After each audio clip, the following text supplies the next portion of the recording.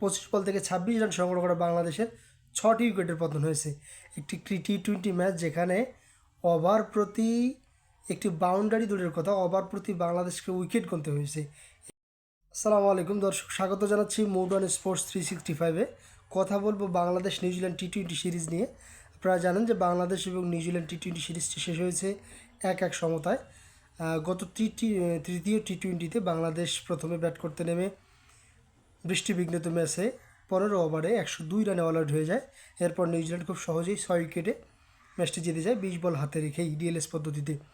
তো Bangladesh cricket board এবং Bangladesh cricket team একটা নতুন কনসেপ্ট নিয়ে এগাচ্ছে যে বাংলাদেশ ক্রিকেট টিমকে কীভাবে 2028 বিশ্বকাপের আগে টি-20তে প্রস্তুত করা যায়। সেই লক্ষ্যে বাংলাদেশ ক্রিকেট বোর্ড নতুন কিছু ক্রিকেটারকে বাজিয়ে রেখেছে, যেমন রিপন মণ্ডল এবং শামীম হোসেন আবারও দলে ফিরেছেন। প্রথম টি-20তে ভালো একটি কেমিও খেলেছিলেন। সাকলাইন একজন ক্রিকেটার, যিনি আপনারা জানেন যে ইমার্জিং টিমে খুব ভালো পারফরমেন্স করেছেন, যদিও দলে খেলার সুযোগ হয়নি। এরকম কিছু প্লেয়ারকে বাংলাদেশ ইনপুট করেছে এই সিরিজে। পক্ষান্তরে নিউজিল্যান্ড সিরিজে নিউজিল্যান্ড টিম যে টিমটা নিউজিল্যান্ড দিয়েছিল ঈশ্বরদী ছাড়া নিউজিল্যান্ডের বিশ্বকাপ টিমের আর কোনো প্লেয়ার এই টিমে ছিল না। তারা পিএসএল এবং আইপিএলের মতো বড় বড় ইভেন্টে তাদের প্লেয়ারকে এনওসি দেওয়া হয়। এই সিরিজে বড় বড় প্লেয়ারদের নাম দেখা যায়নি। বাংলাদেশ প্রথম ওয়ানডেতে নিউজিল্যান্ডের সাথে হেরেছিল, দ্বিতীয় ওয়ানডেতে এবং তৃতীয় ওয়ানডেতে বাংলাদেশ জিতে বাংলাদেশ 2-1 সিরিজটি জিতে নিয়েছিল ওয়ানডে সিরিজ। টি-20 সিরিজ প্রথম ম্যাচটি বাংলাদেশ ভালো ব্যবধানে জিতেছিল এবং বাংলাদেশ আশা করা যাচ্ছিল যে বাংলাদেশ এই টি-20 সিরিজটি জিতে নেবে। কিন্তু দ্বিতীয় টি-20 ম্যাচ বৃষ্টিবাধায় ভিজতে যায় চট্টগ্রামে। দেশ ক্রিকেট বোর্ড নিজেই জানে না যে তারা কোন ধরনের উইকেটে খেলতেছে এবং বাংলাদেশের প্লেয়াররা দীর্ঘদিন যাবত তাদের ইয়াঙ্গার বয়স থেকে যখন তারা খেলে এই মিরপুর স্টেডিয়ামকে তারা চেনে জানে, তারা প্র্যাকটিস করে, তারা খেলে, কিন্তু তারা বুঝে উঠতে পারে না যে এই মাঠে কোন দিন কীভাবে খেলতে হতে পারে।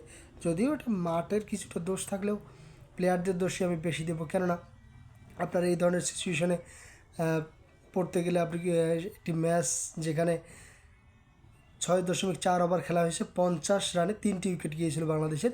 অধিনায়ক লিটন নিজেও ক্রিজে ছিলেন, সাথে ছিলেন তৌহিদ হৃদয়।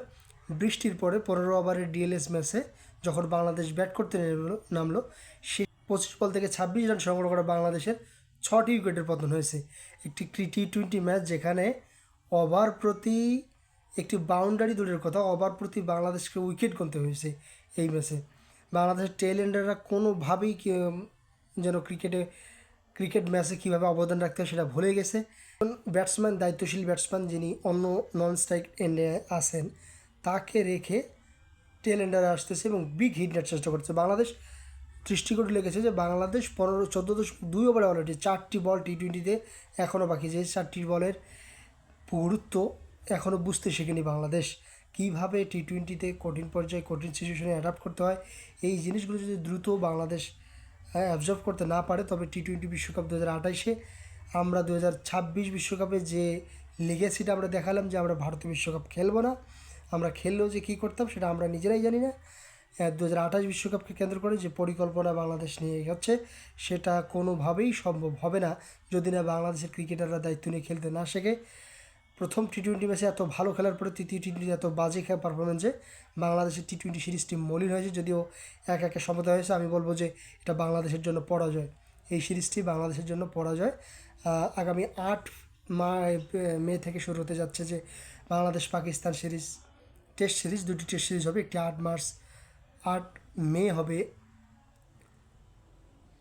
আগামী 8 মে বাংলাদেশ পাকিস্তান টেস্ট সিরিজ শুরু হচ্ছে, যেটি আগামী 8 মে বাংলাদেশ পাকিস্তান টেস্ট সিরিজ শুরু হতে যাচ্ছে। প্রথম টেস্টটি মিরপুরে অনুষ্ঠিত হবে এবং দ্বিতীয় টেস্টটি হবে 16 মে সিলেট স্টেডিয়ামে। আপনারা যারা বাংলাদেশ ক্রিকেটকে ফলো করেন, ক্রিকেটের নিত্য নতুন আপডেট পেতে, ক্রিকেট সম্পর্কিত বিভিন্ন খুঁটিনাটি বিষয় জানতে আমাদের এই মোড ওয়ান স্পোর্টস চ্যানেলটিকে সাবস্ক্রাইব করে পাশে থাকবেন। ধন্যবাদ।